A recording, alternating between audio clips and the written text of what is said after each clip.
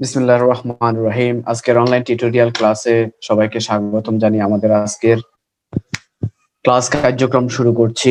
বরাবরের মতোই আমরা যে বিষয়টি নিয়ে আজকে আলোচনা করব সেটি হচ্ছে বাংলাদেশের বৈদেশিক সম্পর্ক। আমরা বাংলাদেশের বৈদেশিক সম্পর্ক নিয়ে 3টা ক্লাস নিয়েছি। আজকে আমাদের চতুর্থ ক্লাস। তো বাংলাদেশের বৈদেশিক সম্পর্ক নিয়ে আমি গত ক্লাসে তোমাদের সাথে আলোচনা করেছিলাম যে তৃতীয় বিশ্ব কি, তৃতীয় বিশ্বের অর্থনৈতিক মুক্তির উপায়গুলো কি কি, এই বিষয়গুলো নিয়ে তোমাদের সাথে আলোচনা করেছিলাম এবং পররাষ্ট্রনীতির লক্ষ্য উদ্দেশ্য সমূহ, লক্ষ্য নির্ধারক সমূহ কি কি সে বিষয় নিয়ে আমি আলোচনা করেছিলাম। তার আগের ক্লাসে আমরা আলোচনা করেছিলাম যে পররাষ্ট্রনীতি কি, পররাষ্ট্রনীতির লক্ষ্য উদ্দেশ্য সমূহ কি কি, এই বিষয়গুলো নিয়ে আমরা আলোচনা করেছি। আজকে আমরা বাংলাদেশের বৈদেশিক সম্পর্ক নিয়ে 3টি প্রশ্ন আলোচনা করব। সর্বপ্রথম আমরা আলোচনা করব বাংলাদেশের পররাষ্ট্রনীতির বৈশিষ্ট্য সমূহ আলোচনা করো, যে প্রশ্নটি 2016 সালের পার্ট সিতে এসেছিল। তারপরে আমরা আলোচনা করব যে পররাষ্ট্রনীতি নির্ধারণে ভূরাজনৈতিক গুরুত্ব, অর্থাৎ পররাষ্ট্রনীতি নির্ধারণে ভূরাজনীতির গুরুত্বগুলো কি সে বিষয়ে আমরা আলোচনা করব। এই প্রশ্নটাও 2016 সালের পার্ট সিতে এসেছিল। এবং সর্বশেষ আমরা যে প্রশ্নটি নিয়ে আলোচনা করব সেটি হচ্ছে সাম্প্রতিক সময়ে বাংলাদেশের পররাষ্ট্রনীতির সফলতা সমূহ বর্ণনা করো। এই প্রশ্নটি পার্ট সি 2018 সালে এসেছিল। এই 3টি প্রশ্ন নিয়ে আমরা আজকের আলোচনা শুরু করব। তা আমাদের সর্বপ্রথম যে প্রশ্নটি আছে সেটি হচ্ছে বাংলাদেশের পররাষ্ট্রনীতির বৈশিষ্ট্যগুলো কি কি। আমরা গত ক্লাসও আলোচনা করেছি যে বাংলাদেশের পররাষ্ট্রনীতির যে স্লোগান বাংলাদেশে, ওই স্লোগান হচ্ছে সকলের সাথে বন্ধুত্ব এবং কারোর সাথে শত্রুতা নয়। এই স্লোগানকে সামনে রেখেই বাংলাদেশের পররাষ্ট্রনীতি এগিয়ে চলছে এবং বঙ্গবন্ধু শেখ মুজিবুর রহমানের সেই 1972 সাল থেকেই পররাষ্ট্রনীতির যেই স্লোগান, যে সকলের সাথে বন্ধুত্ব কারোর সাথে শত্রুতা নয়, সেই স্লোগান ধরেই বর্তমান সময়ে বাংলাদেশ সারা বিশ্বের বিভিন্ন রাষ্ট্রের সাথে সুসম্পর্ক বজায় রেখে অর্থনৈতিকভাবে, সামাজিকভাবে, রাজনৈতিকভাবে সামনের দিকে অত্যন্ত সুন্দরভাবে, সুশৃঙ্খলভাবে উন্নয়নের দিকে ধাবিত হচ্ছে। তো আমরা জানি যে বাংলাদেশের মতো একটি তৃতীয় বিশ্বের উন্নয়নশীল দেশগুলোর মধ্যে বাংলাদেশ হচ্ছে একটি অন্যতম একটি দেশ। স্বাধীনতার সময়ের পর থেকে বাংলাদেশ বিভিন্ন সমস্যায় জর্জরিত ছিল, অর্থনৈতিকভাবে, সামাজিকভাবে, রাজনৈতিকভাবে জর্জরিত ছিল।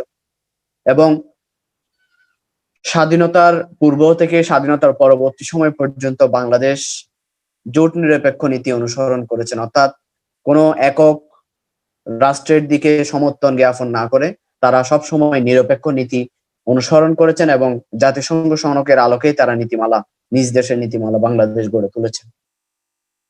ফলে বাংলাদেশের যে পররাষ্ট্রনীতি, এই পররাষ্ট্রনীতির যে স্লোগান সকলের সাথে বন্ধুত্ব কারোর সাথে শত্রুতা নয়,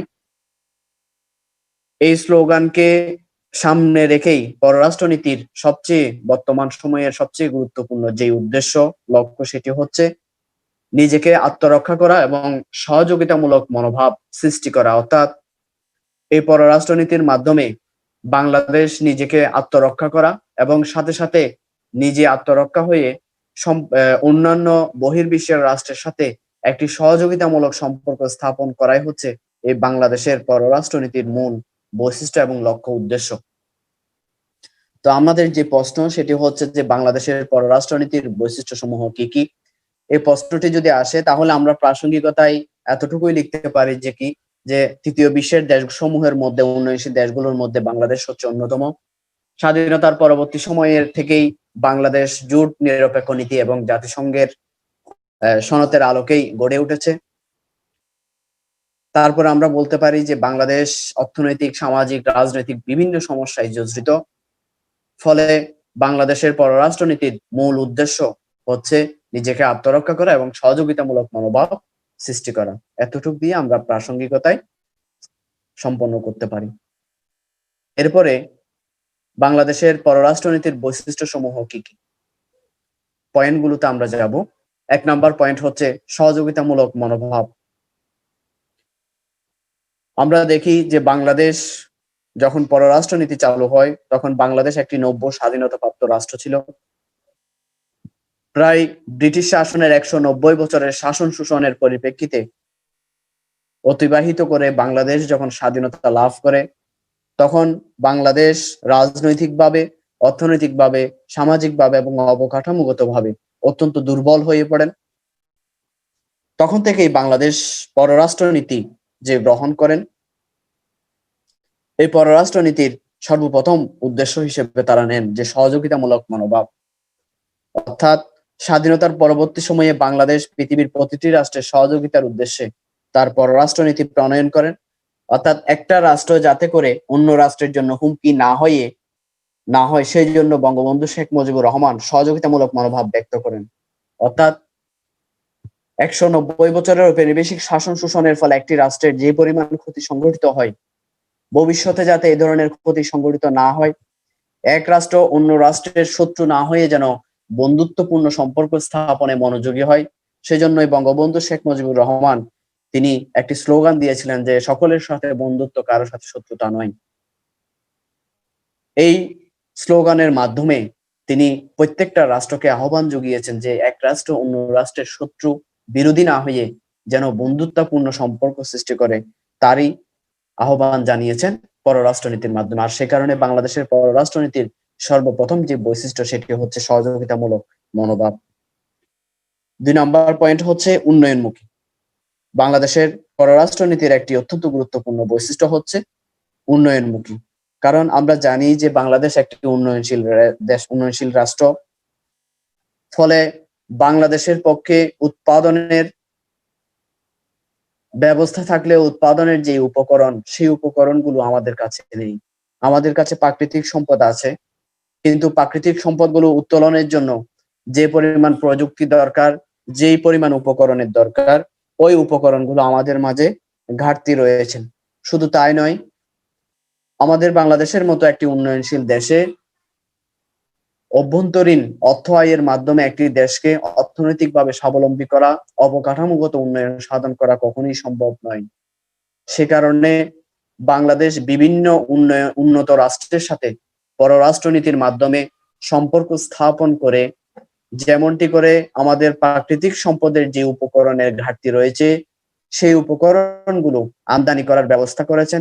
ঠিক একইভাবে উন্নত রাষ্ট্রগুলোর সাথে পররাষ্ট্রনীতির মাধ্যমে বন্ধুত্বপূর্ণ সম্পর্ক স্থাপন করে আমাদের নিজ দেশের যে জনশক্তি আছে, ওই জনশক্তিগুলো বহির্বিশ্বে প্রেরণ করে বৈদেশিক মুদ্রা অর্জন করার জন্য একটি সুযোগ সৃষ্টি করে দিয়েছেন। ফলে প্রবাসীরা, বাংলাদেশের নাগরিকরা বৈদেশিক মুদ্রা আয় করে নিজ দেশে প্রেরণ করছেন এবং সাথে সাথে উন্নত প্রযুক্তি বহির্বিশ্ব থেকে আমদানি করে আমাদের যে সম্পদ রয়েছে ওই সম্পদগুলো যথাযথ ব্যবহার করার মাধ্যমে দেশের অর্থনৈতিক অবকাঠামো, অর্থনৈতিকভাবে সব দিক দিয়ে আমরা উন্নত হচ্ছি। ফলে বলতেছেন যে এই পররাষ্ট্রনীতির মূল উদ্দেশ্য হচ্ছে বিভিন্ন রাষ্ট্রের সাথে সম্পর্ক স্থাপন করে নিজ দেশের উন্নয়নমুখী কার্যক্রম পরিচালনা করা। 3 নাম্বার হচ্ছেন স্বাধীন ও নিরপেক্ষ। বলা হচ্ছে বাংলাদেশের পররাষ্ট্রনীতির অপর একটি বৈশিষ্ট্য হচ্ছে স্বাধীন ও নিরপেক্ষ। বাংলাদেশ কোনো সামরিক জোটের অন্তর্ভুক্ত হয়নি। একদিকে বাংলাদেশ যেমন একক পরাশক্তি মার্কিন যুক্তরাষ্ট্রের সাথে ঘনিষ্ঠতার সম্পর্ক বজায় রেখেছেন, অন্যদিকে তেমনি রাশিয়া, চীন, জাপান প্রভৃতি বৃহৎ শক্তির সাথেও ঘনিষ্ঠতা বজায় রেখেছেন। এই ধরনের সম্পর্ক বজায় রাখার মূলে রয়েছেন স্বাধীন ও নিরপেক্ষ পররাষ্ট্রনীতি। অর্থাৎ আমরা আগেই বলেছি যে বাংলাদেশের পররাষ্ট্রনীতির বৈশিষ্ট্য হচ্ছে সকলের সাথে বন্ধুত্ব, কারোর সাথে শত্রুতা নয়। সে কারণে বাংলাদেশ কোনো জোটের পক্ষে না গিয়ে, যেমনটা করে একক পরাশক্তি মার্কিন যুক্তরাষ্ট্রের সাথে সম্পর্ক রেখেছেন বাংলাদেশ, ঠিক একইভাবে যেসব শক্তিশালী রাষ্ট্র রয়েছেন চীন, জাপান, এইসব রাষ্ট্রগুলোর সাথেও বাংলাদেশ কি করেছেন? ঘনিষ্ঠতাপূর্ণ সম্পর্ক বজায় রেখেছেন। কেন? নিজ দেশের স্বাধীনতা, স্বাধীন এবং নিরপেক্ষতা অবলম্বনের মাধ্যমে সকল রাষ্ট্রের সাথে বন্ধুত্ব সম্পর্ক স্থাপন করে বাংলাদেশের উন্নয়ন সাধন করার জন্য। তারপরে বলা হচ্ছে জাতীয় মর্যাদা বৃদ্ধি। বিভিন্ন রাষ্ট্রের সাথে পররাষ্ট্রনীতি সম্পর্ক স্থাপনের মাধ্যমে আমাদের নিজ দেশের যেই উপকরণ রয়েছে, নিজ দেশের যে অবকাঠামোগত উন্নয়ন, এই বিষয়গুলো বহির্বিশ্বে কে অবগত করে, যেমনটা করে নিজের জাতীয় মর্যাদা এবং সারা বিশ্বের কাছে বাংলাদেশ পরিচিতি লাভ করে, তেমনি একইভাবে আঞ্চলিক সহযোগিতা, আন্তর্জাতিক ক্ষেত্রে আদর্শবাদ, অস্ত্ররাজ, সমতা ভিত্তিক মৈত্রী প্রভৃতি প্রতিষ্ঠার ক্ষেত্রে বাংলাদেশ আন্তর্জাতিক ক্ষেত্রে আপন মর্যাদা বৃদ্ধি করেছে। আমরা অনেক সময় দেখি যে আমাদের বাংলাদেশে যে পরিমাণ দুর্যোগ মোকাবেলা করেন অত্যন্ত সুন্দরভাবে, যে ক্ষয়ক্ষতির পরিমাণ কমিয়ে এনে যেভাবে দুর্যোগ মোকাবেলা করেন, এটি আন্তর্জাতিক বিশ্বে একটি সমাদৃত স্থান হিসেবে অর্জন করেছেন বাংলাদেশ। ঠিক একইভাবে আমরা দেখি যে বিভিন্ন জাতিসংঘের শান্তি মিশন পরিকল্পনার মধ্যে, শান্তি মিশন পদক্ষেপের মধ্যে বাংলাদেশকে অংশগ্রহণের সুযোগ করিয়ে দেওয়া হয়, কারণ তারা বিভিন্ন শান্তি মিশনে বিভিন্ন যুদ্ধের ক্ষেত্রে তারা অনবদ্য অবদান রাখার কারণে জাতিসংঘ বাংলাদেশকে বিভিন্ন শান্তি মিশনে অগ্রাধিকার দিয়ে থাকেন। ফলে এইসব বিষয়গুলোর কারণে জাতীয় মর্যাদা বৃদ্ধি পায়। তারপরে বলা হচ্ছে সাম্রাজ্যবাদ বিরোধী। বলা হচ্ছে যে বাংলাদেশ নিজের স্বাধীনতা এবং সার্বভৌমত্বকে যেমন গুরুত্বপূর্ণ মনে করেন, ঠিক তেমনি অন্য সকল রাষ্ট্রের স্বাধীনতা ও সার্বভৌমত্বকে গুরুত্বপূর্ণ বলে মনে করেন। এই কারণে অর্থাৎ নিজ দেশের স্বাধীনতা যেরকম সার্বভৌমত্বকে অক্ষুণ্ণ রাখার জন্য বাংলাদেশ যেরকম সদা অঙ্গীকারবদ্ধ থাকেন, ঠিক একইভাবে যাতে নিজের দ্বারা অন্য রাষ্ট্রের স্বাধীনতা এবং সার্বভৌমত্ব ক্ষুণ্ণ না হয় সেদিকটাও তারা লক্ষ্য করে থাকেন। তারপরে বলা হচ্ছে আদর্শ ভিত্তিক পররাষ্ট্রনীতি, যা বাংলাদেশের জাতীয় নিরাপত্তা, স্বাধীনতা এবং সার্বভৌমত্বকে রক্ষা করতে দৃঢ় সংকল্পবদ্ধ থাকেন এই পররাষ্ট্রনীতির মাধ্যমে।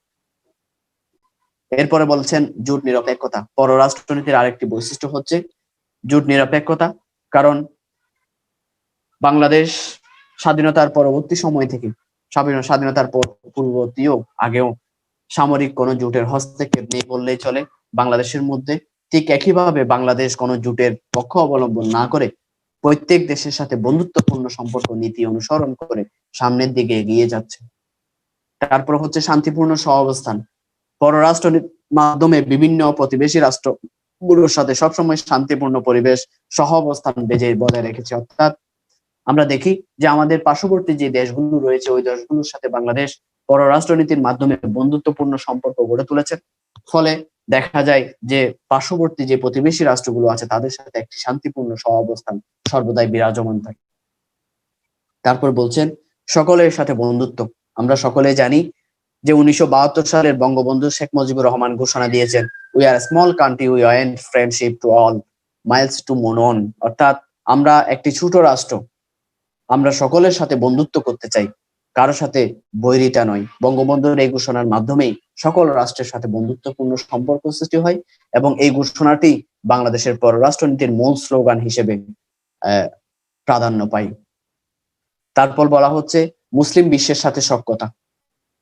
বাংলাদেশের পররাষ্ট্রনীতির আরেকটি গুরুত্বপূর্ণ একটি বৈশিষ্ট্য হচ্ছে মুসলিম বিশ্বের সাথে সখ্যতা। বাংলাদেশ তৃতীয় বিশ্বের মুসলিম দেশগুলোর মধ্যে অন্যতম। মুসলিম বিশ্বের সাথে পারস্পরিক সম্পর্কের উপর বাংলাদেশ পররাষ্ট্রনীতি নির্ধারণ করে, অর্থাৎ বাংলাদেশের বৈদেশিক নীতি প্রণয়নের সময় এই দিকটি বিশেষভাবে প্রতিফলিত হয়। অর্থাৎ কোন রাষ্ট্রের সাথে যখন পররাষ্ট্রনীতির মাধ্যমে বন্ধুত্বপূর্ণ সম্পর্ক গড়তে যায় তখন বাংলাদেশ মুসলিম সম্প্রদায়ের যে বিশ্বের দেশগুলো আছে ওই দেশগুলোকে বেশি প্রাধান্য দিয়ে থাকে। সর্বশেষ আমরা যে পয়েন্টটি দিতে পারি সেটি হচ্ছে আত্মরক্ষা। বলা হচ্ছে যে সবকিছুর মূলে পররাষ্ট্রনীতির মূল যে বৈশিষ্ট্য সেটি হচ্ছে আত্মরক্ষা। অর্থাৎ বাংলাদেশ পররাষ্ট্রনীতির মাধ্যমে নিজের স্বাধীনতা, সার্বভৌমত্ব, ভৌগোলিক অখণ্ডতা প্রভৃতি রক্ষা করাই এই পররাষ্ট্রনীতির মূল লক্ষ্য এবং উদ্দেশ্য। অর্থাৎ নিজেকে আত্মরক্ষা করার জন্যই মূলত এই পররাষ্ট্রনীতি অনুসরণ করে বিশ্বের সকল রাষ্ট্রের সাথে বন্ধুত্বপূর্ণ সম্পর্ক স্থাপন করা হয়। তাহলে যদি প্রশ্ন আসে যে বাংলাদেশের পররাষ্ট্রনীতির বৈশিষ্ট্য সমূহ কি কি, আমরা এই 11টা পয়েন্ট দিয়ে আমরা বাংলাদেশের পররাষ্ট্রনীতির বৈশিষ্ট্য সমূহ কি কি প্রশ্নটি শেষ করব। আমাদের আজকের যে দ্বিতীয় প্রশ্ন রয়েছেন সেটি হচ্ছে পররাষ্ট্রনীতি নির্ধারণে ভূরাজনীতির গুরুত্ব আলোচনা করো। এই প্রশ্নটা পড়তে গিয়ে আমরা সর্বপ্রথম ক্লাসে আমরা পড়েছিলাম জাতীয় নিরাপত্তা কি, ভূরাজনীতি কি। তো ভূরাজনীতি কি আমি আর একটু স্মরণ করিয়ে দিচ্ছি। ভূ রাজনীতি, ভূ হচ্ছে ভৌগোলিক, আর রাজনীতি বলতে আমরা বুঝি তাহলে ভূ রাজনীতি কি? যে একটি ভৌগোলিক অবস্থানকে ভিত্তি করে যে রাজনৈতিক প্রক্রিয়া পরিচালিত হয়। আমি বলেছিলাম যে ভৌগোলিক অবস্থানের উপর নির্ভর করে যে রাজনৈতিক প্রক্রিয়া পরিচালিত হয় তাকেই মূলত ভূ রাজনীতি হিসেবে অবহিত করা হয়ে থাকে। এবং বলেছিলাম যে ভূ রাজনীতির ইংরেজি প্রতিশব্দ হচ্ছে জিওপলিটিক্স। এই জিওপলিটিক্স শব্দটি জার্মান শব্দ জিওপলিটিক এর ইংরেজি রূপ। এবং বলেছিলাম যে যেটি গ্রিক শব্দ জিও এবং পলিটিক থেকে এসেছে। গ্রিক শব্দ জিও এবং পলিটিক POLITI কেউ পলিটিকু শব্দ দুইটি থেকে এসেছে, যার অর্থ হলো ভৌগোলিক বিষয়াবলীর ভিত্তিতে যে রাজনীতি, অর্থাৎ ভৌগোলিক বিষয়ের উপর ভিত্তি করে যে রাজনৈতিক ব্যবস্থা পরিচালিত হয় তাকেই মূলত এখানে ভূ রাজনীতি বলে অবহিত করা হয়েছে। একজন মনীষী সংজ্ঞা দিয়েছিলেন, তিনি বলেছেন যে কি যে স্পাইকম্যান এর মতে ভৌগোলিক বাস্তবতার ভিত্তিতে রাষ্ট্রের নিরাপত্তা নীতি হলো মূলত ভূ রাজনীতি। এবং আরেকটি সংজ্ঞা দিয়েছিলাম, সেটি হচ্ছে অধ্যাপক আব্দুল হালিমের। ওইখানে বলা হয়েছিল যে ভূ রাজনীতি হচ্ছে ভৌগোলিক অধ্যায়ের সেই অংশ যা পররাষ্ট্রনীতি ও রাজনৈতিক প্রবঞ্চ সমূহের মধ্যে সংযোগ স্থাপন করে। তাহলে আমরা পররাষ্ট্রনীতি নির্ধারণে ভূ রাজনীতির গুরুত্ব পড়ার আগে আমরা ভূ রাজনীতি কি সে বিষয়টি সম্পর্কে আমরা অবগত হয়েছি। এবার আসা যাক মূল প্রশ্নে, যে পররাষ্ট্রনীতি নির্ধারণে ভূ রাজনীতির গুরুত্ব আলোচনা করো। পররাষ্ট্রনীতি নির্ধারণ করতে গেলে কেন ভূ রাজনীতি গুরুত্বপূর্ণ প্রভাব বিস্তার করে সে বিষয়ে আমরা এখন জানতে পারবো। সর্বপ্রথম আমরা যে পয়েন্টটি দেখতে পাই সেটি হচ্ছে যে ভৌগোলিক অবস্থান। আমি গত ক্লাসেও বলেছিলাম যে একটা ভৌগোলিক অবস্থান একটা রাষ্ট্রের অবস্থান নির্ণয় করে। একটা ভৌগোলিক অবস্থানের উপর ভিত্তি করে একটা ওই রাষ্ট্র কি শক্তিশালী কিনা, ওই রাষ্ট্র সামরিক দিক দিয়ে কোন অবস্থানে রয়েছেন সে বিষয়টি নির্ধারিত হয় মূলত এই ভৌগোলিক অবস্থানের কারণে। অর্থাৎ বলা হচ্ছে রাষ্ট্রের অবস্থান যদি স্থল জল বেষ্টিত হয় তবে তাদের নিজস্ব সুবিধা এবং অসুবিধা থাকে। যেমন নেপালের কথা বলা যায়, আমরা বলতে পারি ওখানে বলা যায় যে নেপালের মধ্যে যে অবস্থান, তার ভৌগোলিক চারপাশের যে কাঠামো ল্যান্ড লক হওয়ার কারণে তা ভারতের উপর নির্ভর করে এবং নেপালের পররাষ্ট্রনীতি পুরোপুরি ভারত কেন্দ্রিক। অর্থাৎ বলা হচ্ছে নেপালের উপর ভারতের প্রভাব বিস্তার, অর্থাৎ ভৌগোলিক অবস্থানের কারণে নেপালের উপর ভারতরা সর্বাধিক প্রভাব বিস্তার করে থাকে, যার কারণে বলা হচ্ছে যে নেপালের সাথে পররাষ্ট্রনীতি সম্পর্ক করার বিষয়টি সম্পূর্ণ প্রভাব বিস্তার করে থাকেন কি ভারত। সে কারণে বলা হচ্ছে নেপালের পররাষ্ট্রনীতি পুরাপুরি ভারত কেন্দ্রিক। হ্যাঁ, অর্থাৎ ভৌগোলিক অবস্থানে যে রাষ্ট্র স্থল এবং জল বেষ্টিত থাকে, অর্থাৎ যার যে দেশের চারপাশে জল ব্যবস্থা থাকে, অর্থাৎ সমুদ্র থাকে, হ্যাঁ সমুদ্র অবস্থান থাকে, তারা বেষ্টিত থাকে, ফলে ওইসব অঞ্চলগুলোতে সহজে অন্য কোনো শক্তিশালী রাষ্ট্র কি করতে পারে না, সরাসরি প্রভাব বিস্তার করতে পারে না। তারপর বলা হচ্ছেন প্রতিবেশী রাষ্ট্রের উপর নির্ভরশীল। এই পররাষ্ট্রনীতি নির্ধারণের ক্ষেত্রে প্রতিবেশী রাষ্ট্রগুলোকে সবচেয়ে বেশি প্রাধান্য দেওয়া হয়। কেন? কারণ কোন বৃহৎ রাষ্ট্রের পাশে যদি কোনো ক্ষুদ্র রাষ্ট্রের অবস্থান করে তাহলে বৃহৎ রাষ্ট্র অবশ্যই ক্ষুদ্র রাষ্ট্রের পররাষ্ট্রনীতিকে প্রভাবিত করবে। উদাহরণস্বরূপ আমরা বলতে পারি যে ভারতের পাশে বাংলাদেশের অবস্থান, তাই ভারত বাংলাদেশের পররাষ্ট্রনীতিকে প্রভাবিত করে। বড় রাষ্ট্রের মাঝখানে যখন দুইটি বড় রাষ্ট্রের মাঝখানে একটা বড় রাষ্ট্রের মাঝখানে যখন ছোট রাষ্ট্রের অবস্থান থাকেন তখন ওই ছোট রাষ্ট্রের উপর অবশ্যই শক্তিশালী রাষ্ট্র কি করে থাকেন, পররাষ্ট্রনীতিতে প্রভাব বিস্তার করে থাকেন। ফলে দেখা যায় যখন ছোট রাষ্ট্রটি যখন অন্য কোনো রাষ্ট্রের সাথে যখন বন্ধুত্বপূর্ণ সম্পর্ক করতে যায় তখন তাকে বিবেচনা করতে হয় যে আমার প্রতিবেশী যে রাষ্ট্র রয়েছেন শক্তিশালী রাষ্ট্র, তার কোনো বিপক্ষ দলের সাথে আমার কোনো পররাষ্ট্রনীতি সম্পর্ক সৃষ্টি হচ্ছে কিনা। অর্থাৎ এই চিন্তাধারাটাই হচ্ছে যে পররাষ্ট্রনীতিকে প্রভাবিত করা। সেজন্য আমরা দেখি যে বাংলাদেশ কোনো একটি রাষ্ট্রের সাথে যদি সম্পর্ক স্থাপন করতে যায় তাহলে আগে ভারতের সাথে কি করতে হয়, আলোচনা করতে হয়। এখন আমাদের প্রশ্ন জাগে যে আমরা প্রায় সময় বলে থাকি যে আমরা এত ভারত কেন্দ্রিক কেন? কারণ আমরা হচ্ছি ক্ষুদ্র রাষ্ট্র, যার কারণে আমাদেরকে বৃহৎ রাষ্ট্রের সাথে আমাদের সাথে কি করতে হবে, সম্পর্ক স্থাপন করতে হবে। না হয় আমরা যদি আজকে বলি যে কি যে ভারতের সাথে আমরা সকল ধরনের সম্পর্ক ছিন্ন করেছি ভারতের সাথে, তাহলে যেহেতু আমাদের প্রতিবেশী দেশ ভারত, সেহেতু এই ঘোষণার সাথে সাথে দেখবা যে অনেক পরাশক্তি অনেক শক্তিশালী রাষ্ট্রগুলো সাথে সাথে আক্রমণ শুরু করে দিয়েছে।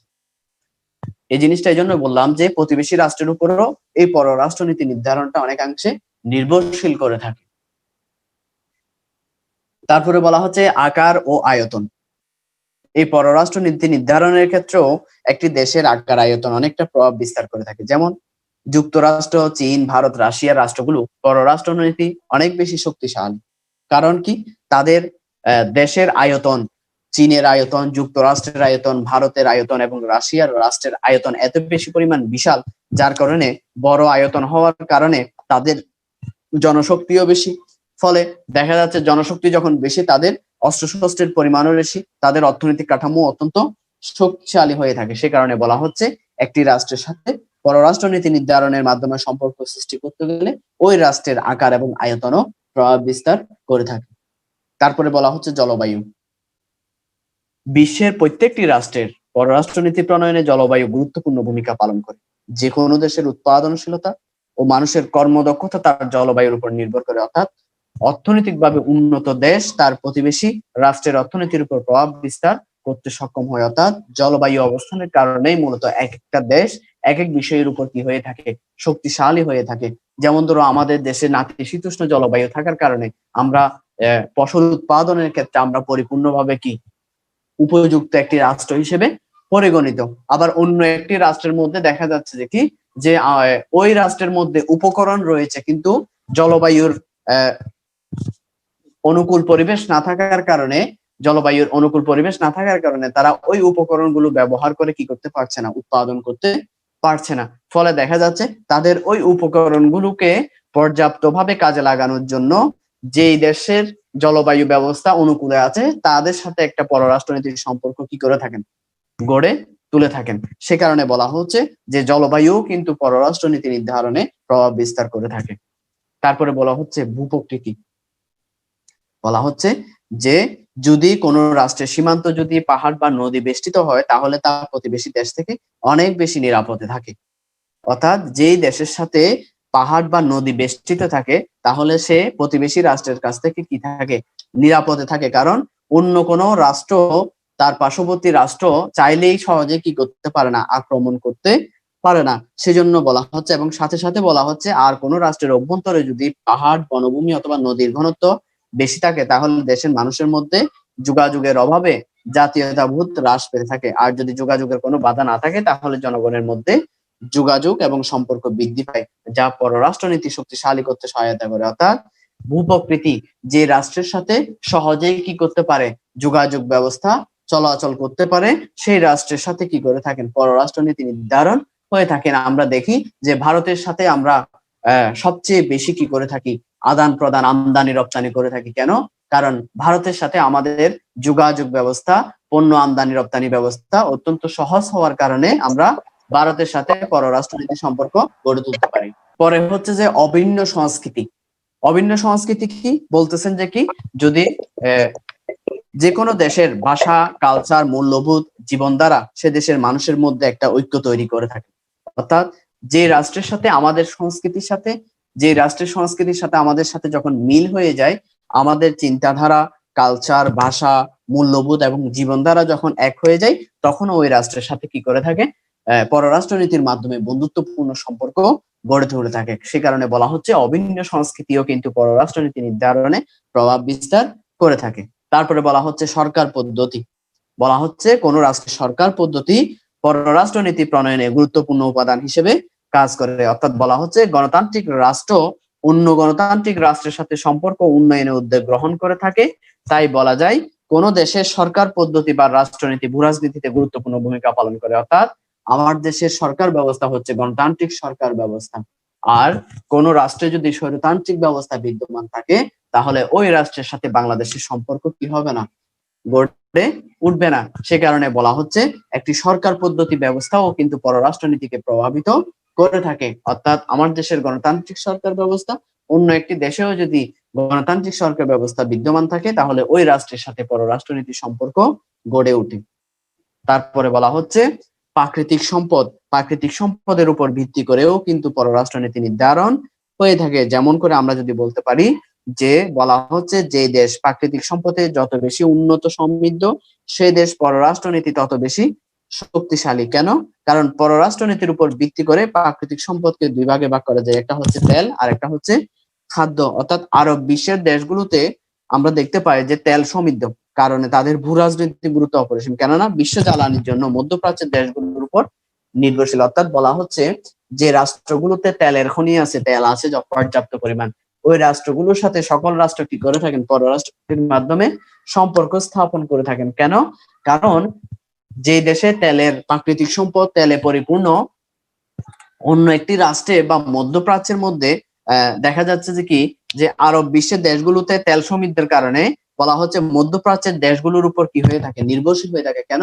কারণ অন্য একটি, মনে করো আমার দেশে তেলের ঘাটতি রয়েছে, কিন্তু অন্য মধ্যপ্রাচ্যের দেশগুলোতে কি আছে? তেলের পরিপূর্ণতা আছে। সে কারণে আমি মধ্যপ্রাচ্যের দেশগুলোর সাথে কি করছি? পররাষ্ট্রনীতির মাধ্যমে সম্পর্ক স্থাপনের জন্য চেষ্টা করছি। সে কারণে বলা হচ্ছে যে দেশ প্রাকৃতিক সম্পদে পরিপূর্ণ আছে সেই দেশের সাথে কি হয়ে থাকে? পররাষ্ট্রনীতির মাধ্যমে সম্পর্ক স্থাপন হয়ে থাকে। সর্বশেষ যে পয়েন্টটি আমরা পাই সেটা হচ্ছে যে কি, যে প্রতিবেশী। বলা হচ্ছে ভূরাজনীতির ক্ষেত্রে প্রতিবেশী রাষ্ট্র গুরুত্বপূর্ণ উপাদান। প্রতিবেশী বৃহৎ রাষ্ট্র তাদের নীতি আদর্শ সংস্কৃতি প্রতিবেশী ক্ষুদ্র রাষ্ট্রের উপর চাপিয়ে দেয়। তাই এভাবে বৃহৎ রাষ্ট্র প্রতিবেশী ক্ষুদ্র রাষ্ট্রের পররাষ্ট্রনীতিকে প্রভাবিত করে, অর্থাৎ প্রতিবেশী রাষ্ট্রগুলো ও পররাষ্ট্রনীতিতে প্রভাবিত করে থাকে। যেমন ধরো আমরা আমাদের বাংলাদেশের সংস্কৃতি কালচারের পাশাপাশি আমরা এখন অর্ধেক বাংলাদেশের সংস্কৃতি কালচার পালন করি আর বাকি অর্ধেক সংস্কৃতি কালচার পালন করি ভারতের। কারণ আমাদের প্রতিবেশী রাষ্ট্র শক্তিশালী হওয়ার কারণে আমাদের পররাষ্ট্র নীতিতে কি করেছেন? তারা প্রভাব বিস্তার করেছেন। সে কারণে আমরা দেখি যে আমাদের কথা বাংলা হলেও আমাদের পোশাক আশাকের মধ্যে ভারতীয়দের কি হয়ে গেছে? প্রচলন হয়ে গেছে। আমরা ভারতীয় পোশাকের প্রতি আকৃষ্ট, ভারতীয় যে সংস্কৃতি, ভারতীয় যে ডিজাইন, ওইটার উপর আমরা কি হয়ে গিয়েছি? আকৃষ্ট হয়ে গেছি। কারণে বলা হচ্ছে যে প্রতিবেশী দেশ হিসেবেও কিন্তু এই পররাষ্ট্রনীতিতে প্রভাব বিস্তার করে থাকে। তাহলে আমরা পররাষ্ট্রনীতি নির্ধারণে ভূরাজনীতির গুরুত্ব আলোচনা করে যদি আসে, তাহলে আমরা এইভাবে করে আনসার দিয়ে আমরা এটা সমাপ্ত ঘোষণা করতে পারি। আমরা যে প্রশ্ন ছিলাম সেটি হচ্ছে সাম্প্রতিক সময়ে বাংলাদেশের পররাষ্ট্রনীতির সফলতা সমূহ কি কি? আমরা এতক্ষণ পড়েছি যে পররাষ্ট্রনীতির ক্ষেত্রে আহ ভূরাজনৈতিক গুরুত্বগুলো কি কি পররাষ্ট্রনীতি নির্ধারণে। তারপরে আমরা পড়েছি যে বাংলাদেশের পররাষ্ট্রনীতির বৈশিষ্ট্যগুলো কি কি। এই পররাষ্ট্রনীতির বৈশিষ্ট্য এবং ভূরাজনৈতিক অবস্থানের উপর ভিত্তি করে সাম্প্রতিক সময়ে বাংলাদেশের পররাষ্ট্রনীতির সফলতাগুলো কি কি, সে বিষয়ে আমরা আজকে এখন আলোচনা করব। তো আমরা জানি যে বিশ্বের কোনো রাষ্ট্রই স্বয়ং সম্পূর্ণ নয়। প্রত্যেক রাষ্ট্র তার পূর্ণতার জন্য নানাভাবে অন্য রাষ্ট্রের উপর কোনো না কোনো ভাবে নির্ভরশীলতা অবশ্যই থাকে। অর্থাৎ কোনো রাষ্ট্রই বর্তমান সময়ে পরিপূর্ণ নয়, কোনো না কোনো ঘাটতি প্রত্যেক রাষ্ট্রের মধ্যে বিদ্যমান রয়েছে। তো সেই হিসেবে যে পররাষ্ট্রনীতির যে স্লোগান সকলের সাথে বন্ধুত্ব, কারোর সাথে শত্রুতা নয়, এই নীতির মাধ্যমে তারা কি সফলতা অর্জন করেছে? বলা হচ্ছে 1 নম্বর পয়েন্ট হচ্ছে প্রতিবেশীর সাথে সম্পর্ক উন্নয়ন। বলা হচ্ছে যে কি, যে সকল প্রতিবেশীর সাথে সম্পর্ক উন্নয়ন করার কাজটি সম্পূর্ণ করতে পেরেছেন বাংলাদেশ পররাষ্ট্রনীতির মাধ্যমে। অর্থাৎ স্বাধীনতার পর থেকেই বাংলাদেশ ভারতের সাথে সম্পর্ক উন্নয়নের প্রচেষ্টা চালিয়ে যাচ্ছে। আবার 1974 সালে ভারত বাংলাদেশ শান্তি চুক্তি হচ্ছে যে তার মধ্যে একটি অন্যতম নিদর্শন। আবার পাশাপাশি বাংলাদেশের পররাষ্ট্রনীতির চিন্তাধারা থেকে 1996 সালের গঙ্গা পানি বন্টন চুক্তি স্বাক্ষর করেছেন। এছাড়া প্রতিবেশী রাষ্ট্র মায়ানমার, নেপাল, ভুটান এবং শ্রীলঙ্কার সাথে বাংলাদেশ একটা কি করেছেন? একটা সুসম্পর্ক তৈরি করেছেন। এটি হচ্ছে পররাষ্ট্রনীতির ফল। অর্থাৎ পররাষ্ট্রনীতির মাধ্যমে এসব রাষ্ট্রগুলোর সাথে সম্পর্ক উন্নত করেছেন। তারপরে বলা হচ্ছে যে যুক্তরাষ্ট্রের সাথে সম্পর্ক স্থাপন। আমরা জানি যে বাংলাদেশ এখন যুক্তরাষ্ট্র হচ্ছে বর্তমান বিশ্বে এক একক পরাশক্তি দেশ হিসেবে পরিচিত। তো অর্থাৎ যখন স্বাধীনতা যুদ্ধ সংগঠিত হয় তখন কিন্তু যুক্তরাষ্ট্র বাংলাদেশের স্বাধীনতা যুদ্ধের বিরুদ্ধে অবস্থান নিয়েছিল।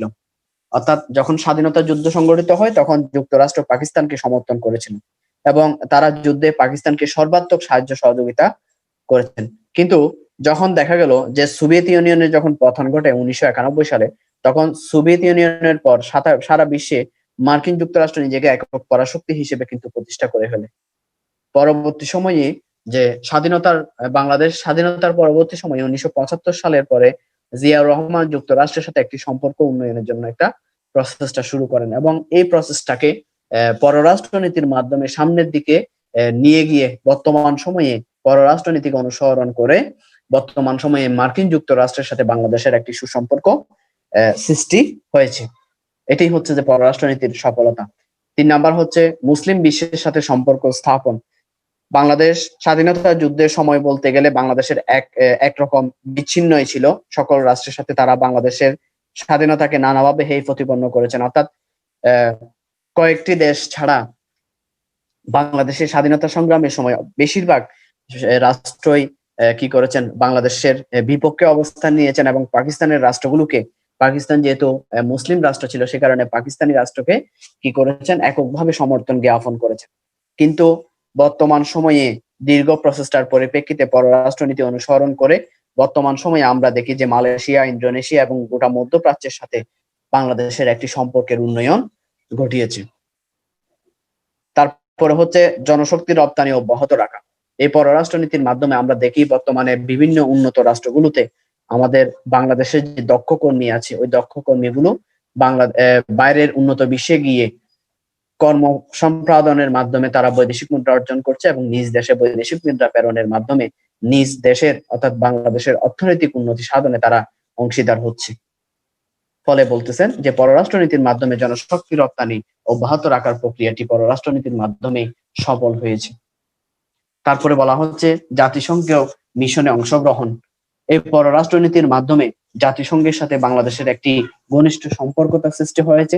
ফলে দেখা যাচ্ছে যে বিভিন্ন জাতিসংঘের শান্তি মিশনে প্রতি বছর বিপুল পরিমাণ সেনা, পুলিশ অংশগ্রহণ করছেন বাংলাদেশ থেকে। ফলে যখন বাংলাদেশ থেকে বিভিন্ন সেনা এবং পুলিশ শান্তি মিশনে অংশগ্রহণ করছে, তার মাধ্যমে বাংলাদেশের আন্তর্জাতিক ক্ষেত্রে বাংলাদেশের পরিচয় তুলে ধরেছেন তারা, এবং ফলে যখন বাংলাদেশের পরিচয় আন্তর্জাতিক বিশ্বের কাছে পরিচিতি লাভ হয়েছে তখন বাংলাদেশের মর্যাদা বৃদ্ধি পেয়েছে। তারপরে বলেছেন আন্তর্জাতিক ক্ষেত্রে মর্যাদা বৃদ্ধি, বলতেছেন যে কি, যে বাংলাদেশ তার পররাষ্ট্রনীতির সফল প্রচেষ্টার মাধ্যমে বিশ্বের দেশের জাতীয় সম্মান, মর্যাদা, প্রভাব বৃদ্ধি করতে সক্ষম হয়েছেন।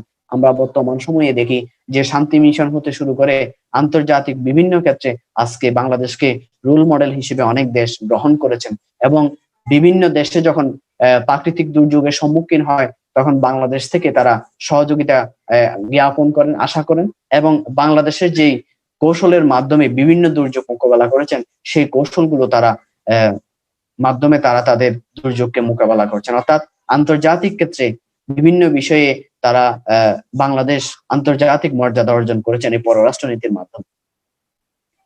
তারপরে বলা হচ্ছে জাতিসংঘে বাংলাদেশের প্রভাব বৃদ্ধি। আমরা দেখি যে বাংলাদেশের পররাষ্ট্রনীতির একটি গুরুত্বপূর্ণ সফলতা হচ্ছে জাতিসংঘে বাংলাদেশের মর্যাদা বৃদ্ধি পাওয়া। অর্থাৎ 1989 সালে বাংলাদেশ জাতিসংঘের নিরাপত্তা পরিষদের অস্থায়ী সদস্য নির্বাচিত হলে সারা বিশ্ব বাংলাদেশের সুনাম বৃদ্ধি পায়। অর্থাৎ তাহলে আমরা জানলাম যে জাতিসংঘের নিরাপত্তা পরিষদের অস্থায়ী সদস্য হিসেবে নির্বাচিত হন 1999 সালে। এছাড়াও 1989 সালে জাতিসংঘের নিরাপত্তা পরিষদের অস্থায়ী সদস্য নির্বাচিত হয়। এছাড়াও 1999 সালে জাতিসংঘের বাংলাদেশের ভাষা দিবসকে বিশ্ব মাতৃভাষা হিসেবে ঘোষণা করলে বিশ্ব রাজনীতিতে বাংলাদেশের প্রভাব আরো বৃদ্ধি পায়। অর্থাৎ 1999 সালে জাতিসংঘ বাংলাদেশের যে বাংলা ভাষা রয়েছেন এই ভাষাকে বিশ্ব মাতৃভাষা হিসেবে ঘোষণা করেন। ফলে যখন বাংলাদেশের মাতৃভাষা বাংলাকে যখন বিশ্বের মাতৃভাষা হিসেবে ঘোষণা করেন তখন বাংলাদেশের মর্যাদা আরো বৃদ্ধি পেতে থাকে। তারপরে হচ্ছে নিরাপত্তা ও সার্বভৌমত্ব রক্ষা। পৃথিবীর প্রত্যেকটি দেশ পররাষ্ট্রনীতি প্রণয়ন করে তার জাতীয় নিরাপত্তা, স্বাধীনতা, সার্বভৌমত্ব এবং ভৌগোলিক অখণ্ডতা বজায় রাখার লক্ষ্যেই মূলত কাজ করে থাকে। আর এই লক্ষ্যেই বাংলাদেশের পররাষ্ট্রনীতি সফলতা অর্জন করেছে। বাংলাদেশ তার সকল পররাষ্ট্রনীতি প্রণয়নের ফলে আন্তর্জাতিক ক্ষেত্রে নিজেদের স্বার্থ রক্ষা এবং অধিকার রক্ষা করতে বর্তমানে পারছেন। তারপর বলা হচ্ছে পরাশক্তি বর্গের সাথে সম্পর্ক। এই পররাষ্ট্রনীতির মাধ্যমে মার্কিন যুক্তরাষ্ট্র, চীন এবং সরাসরি বাংলাদেশের বিরুদ্ধে কোনো অবস্থান নিয়েছিল, কিন্তু তবে বর্তমান সময়ে দেখা যাচ্ছে আমরা মার্কিন যুক্তরাষ্ট্র, চীনের সাথে আমরা একটা ঘনিষ্ঠ সম্পর্ক রয়েছে। অর্থাৎ বাংলাদেশের স্বাধীনতা যুদ্ধের সময় একমাত্র পরাশক্তি রাশিয়া ছাড়া অন্য সকল রাষ্ট্রই স্বাধীনতা বিরোধী করেছে। ইভেন মার্কিন যুক্তরাষ্ট্র, চীনও বাংলাদেশের স্বাধীনতার বিরোধিতা ছিল, কিন্তু বর্তমান সময়ে পররাষ্ট্রনীতির মাধ্যমে এই যে পরাশক্তি, যে রাশিয়ার পাশাপাশি চীন, মার্কিন যুক্তরাষ্ট্রের সাথেও তারা সম্পর্ক স্থাপন করতে সক্ষম হয়েছে। রেমিটেন্স বৃদ্ধি বলা হচ্ছে যে বাংলাদেশের অর্থনীতিতে রেমিটেন্স অর্থাৎ প্রবাসীদের প্রেরিত মূল্যবান মুদ্রার অবদান সবচেয়ে বেশি। বর্তমানে বাংলাদেশের অর্থনীতির মূল চালিকা শক্তি হচ্ছে প্রবাসীদের প্রেরিত রেমিটেন্স। পররাষ্ট্রনীতির সফলতার জন্যই বাংলাদেশ বিশ্বের বিভিন্ন দেশে প্রতি বছর বিপুল পরিমাণ জনশক্তি রপ্তানি করতে সক্ষম হয়েছে। সর্বশেষ যে পয়েন্টটি আছে সেটি হচ্ছে বৈদেশিক সাহায্য ও অনুদান লাভ। বলা হচ্ছে বাংলাদেশের অর্থনীতি এবং জাতীয় উন্নয়নে বৈদেশিক সহযোগিতা এবং অনুদানের গুরুত্ব অপরিসীম। অর্থাৎ বিভিন্ন উন্নত রাষ্ট্রের সাথে সুসম্পর্ক স্থাপনের কারণে আমাদের বাংলাদেশে যখন বিভিন্ন বিপর্যয় সংঘটিত হয়, বিভিন্ন দুর্যোগের সম্মুখীন হয়, তখন কি করে থাকেন? তখন বিভিন্ন উন্নত রাষ্ট্রগুলো বৈদেশিক সাহায্য অনুদান দিয়ে থাকেন। আমরা উদাহরণ হিসেবে নিতে পারি যে মায়ানমার থেকে যখন অসংখ্য মুসলমান সম্প্রদায় যখন আমাদের বাংলাদেশে অনুপ্রবেশ করেছেন, তখন দেখি বিভিন্ন রাষ্ট্র আমাদের বিভিন্নভাবে কেউ অর্থের মাধ্যমে, কেউ খাদ্যদ্রব্য প্রেরণের মাধ্যমে আমাদেরকে সহযোগিতা জ্ঞাপন করেছেন। তাহলে আমরা আজকে 3টি প্রশ্ন নিয়ে আলোচনা করেছি। সর্বপ্রথম যে প্রশ্নটি নিয়ে আলোচনা করেছি সেটা হচ্ছে বাংলাদেশের পররাষ্ট্রনীতির বৈশিষ্ট্যগুলো কি কি। দ্বিতীয় প্রশ্ন আমরা পড়লাম যে পররাষ্ট্রনীতি নির্ধারণে ভূরাজনীতির গুরুত্ব আলোচনা করো। এবং সর্বশেষ প্রশ্ন নিয়ে আমরা আলোচনা করেছিলাম যে সাম্প্রতিক সময়ে বাংলাদেশের পররাষ্ট্রনীতির সফলতা সমূহ আলোচনা করো। তাহলে আজকের ক্লাস এখানেই সমাপ্ত। সবাইকে আবারও অসংখ্য ধন্যবাদ জানিয়ে এখানেই সমাপ্ত ঘোষণা করছি। সবাই ভালো থাকবে, সুস্থ থাকবে। আল্লাহ হাফেজ।